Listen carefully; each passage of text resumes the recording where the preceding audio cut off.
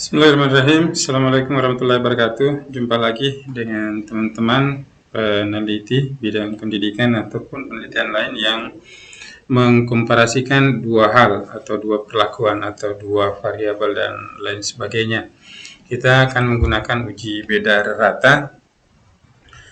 Tentu uji beda rata ini seperti pada teori bahwa kita bisa menggunakan statistik parametrik dan non-parametrik. Tentu sangat bergantung pada distribusi datanya, apakah berdistribusi normal atau tidak berdistribusi normal. Ketika berdistribusi normal seperti kurva berwarna biru ini, maka kita gunakan statistik parametrik. Namun demikian ketika tidak, maka kita menggunakan statistik non-parametrik.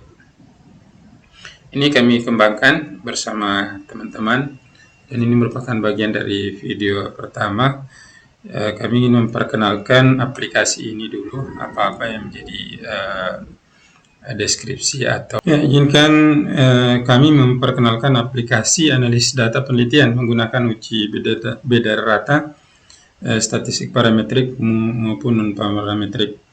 Aplikasi ini kami kembangkan bersama teman-teman, saya sendiri, kemudian ada Rahmatia, Asis, Sardiana, Dian Lestari, Maya Nurlita, Nini Safitri, dan Muhammad Alif Nur Hidayatullah.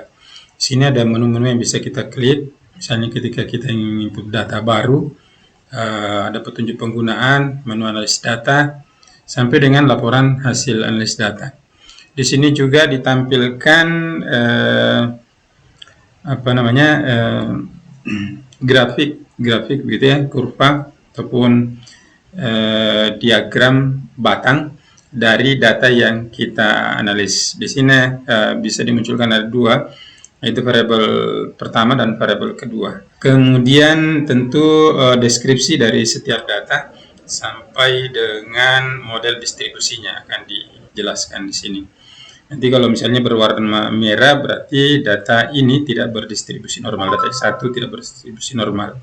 Tapi kalau di sini tidak berwarna merah berarti data berdistribusi normal. Dan tentu ada tulisannya di sini yang lebih memberikan penjelasan. Kemudian ada foto pengembang yang ini berganti secara acak. Kemudian juga ada nama dan biodata dari setiap pengembang. Kemudian di sini juga ada tabel-tabel yang bisa kita lihat. Ada tabel T, tabel Wilcoxon, tabel Mann-Whitney, tabel C, tabel MW, dan sebagainya. Tinggal diklik di sini. Misalnya saya klik ini, maka kita ke tabel T. Saya kembali ke ya, itu kira-kira. Lalu apa saja isi dari aplikasi ini? Pertama, kalau kita lihat dari paling kiri ya, ada kurikulum vitae dari pengembang.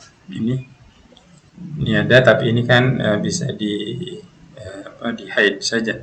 Kemudian ada bukti surat pencatatan ciptaan haki. Kemudian ada petunjuk penggunaan. Di sini menampilkan foto pengembang mulai dari saya Rasmuin sampai dengan ini Alif. Kemudian ada hal-hal yang bisa menjadi petunjuk kita untuk menggunakan aplikasi.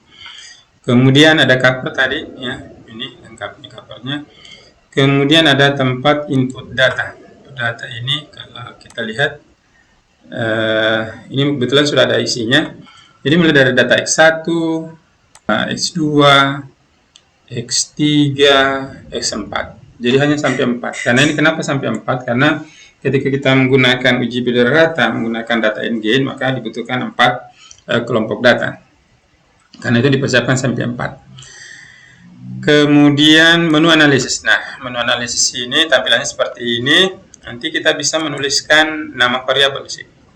Jadi ini bisa ditulis gitu, bebas kira-kira gitu ya. Tentu sesuai dengan konteks penelitian kita. Dan ketika ada penggantian nama variabel atau apapun di sini dia akan berganti foto maupun deskripsi biodata dari pengembangnya. Kemudian di sini ada pilihan apakah kita menganalisis rata data atau total data. Ini maksudnya begini, di input data ini kan bisa kita input sebetulnya adalah data langsung dari instrumen kita yang mungkin terdiri dari beberapa item. Misalnya itemnya ini disiapkan sampai 50 ya. time 50. Tapi saya kira terlalu banyak juga. Katakanlah 10 item. Maka dua pilihan, apakah reratanya yang kita mau analisis atau totalnya. Ya, jadi nanti dipilih di sini. Lalu kemudian kategori pengujian. Nah, ini tadi yang di awal, apakah kita menggunakan statistik parametrik atau non parametrik? Karena itu ada pilihan di sini, parametrik dan non parametrik. Nanti kami diskusikan kapan gunakan parametrik dan kapan non parametrik. Tentu ketika non parametrik dipilih, maka pilihan yang muncul di sini adalah dalam aplikasi ini kami menyiapkan dua alternatif, yaitu uji Wilcoxon dan uji Mann-Whitney. Tetapi kemudian misalnya kita pilih parametrik, ya, maka pilihan-pilihan yang ada di sini bisa uji sampel tunggal, sampel berpasang, sampel bebas, maupun sampel bebas menggunakan data NG. Gitu kira-kira. Kemudian, ini ada satu pilihan. Dalam aplikasi ini ada data ikutan, ada data Alif, hasil penelitian skripsi saudara Muhammad Alif.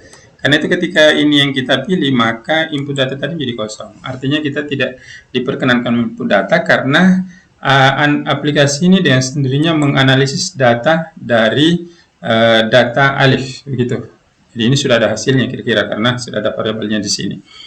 Tapi kalau kita misalnya punya penelitian baru, lalu baru kita mau input, maka kita pilih di sini input data baru, sehingga di sini memberi ruang bagi kita untuk menginput data. Itu kemudian tadi menu analisis belum ya, saya jelaskan semuanya. Nah, di sini kita bisa memilih variabel yang ada dalam. Seperti yang kami sampaikan tadi, dalam aplikasi ini kami siapkan sampai 4 variabel saja. Jadi misalnya kita mau analisis variabel yang ketiga tadi, berarti X3. Kita mau sandingkan dengan X1, dengan X2, atau dengan X4, tinggal dipilih di sini. Kira-kira begitu. Kemudian apa nama variabel terikatnya? Itu kita harus tulis, ya. Kemudian kalau misalnya ada kelompok 1, kelompok 2, eksperimen atau apa, nanti ditulis apa nama variabel dari kelompok 1, kelompok 2, dan seterusnya. Begitu juga taraf signifikan. Taraf signifikan ini bisa dipilih dari 0,01, 3 pilihan, 0,025 dan 0,05. Saya kira yang lazim kita gunakan dalam penelitian-penelitian sosial adalah 0,05. Kemudian kita bisa menulis hipotesis penelitian kita. Bukan hipotesis statistik ya, hipotesis penelitian. Jadi misalnya misalnya ini ya, hasil belajar kelompok 1 misalnya lebih baik dari kelompok 2. Kita bebas menulis, tentu sesuai dengan konteks penelitian kita. Nah, itu yang ada di menu analisis. Kemudian ini saya mau perlihatkan kurva normal. Jadi saya tadi di awal juga sudah saya perlihatkan ini. Saya kira ini ilustrasi saja ya. Kemudian ada analisis deskriptif. Nah, analisis deskriptif ini tentu berdasarkan data yang ada di cover, apa yang mau dianalisis. Misalnya tadi X1 yang mau dianalisis, ya. Katakanlah, tadi kan saya ganti, ya. Katakanlah X3 mau dianalisis, maka analisis deskriptifnya kemudian menunjukkan seperti ini. Oh, ternyata data X3 tadi itu, data X3 ya.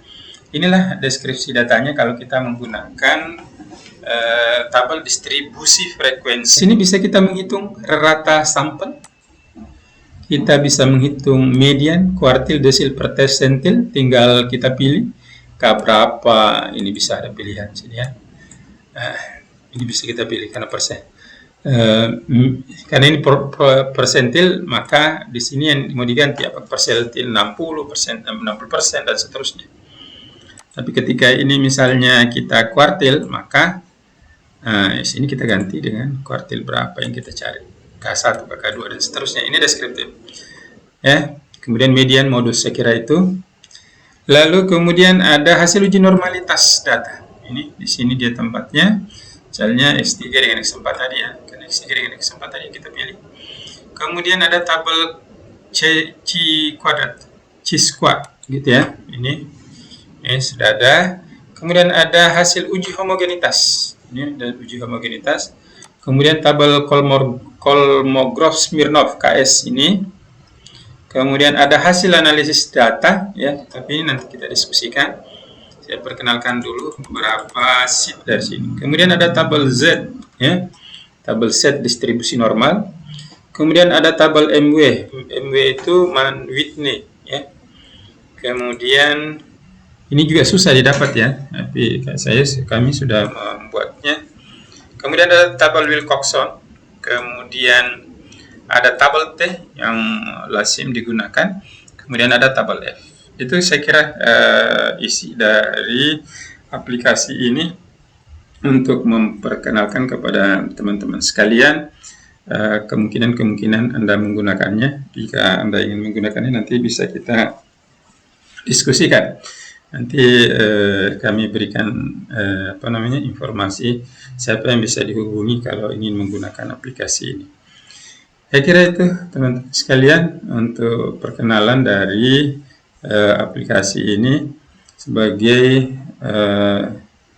alat analisis untuk penelitian komparatif untuk dua variabel, ya. Ini khusus untuk dua variabel atau satu variabel yang kemudian dibandingkan dengan kriteria tertentu.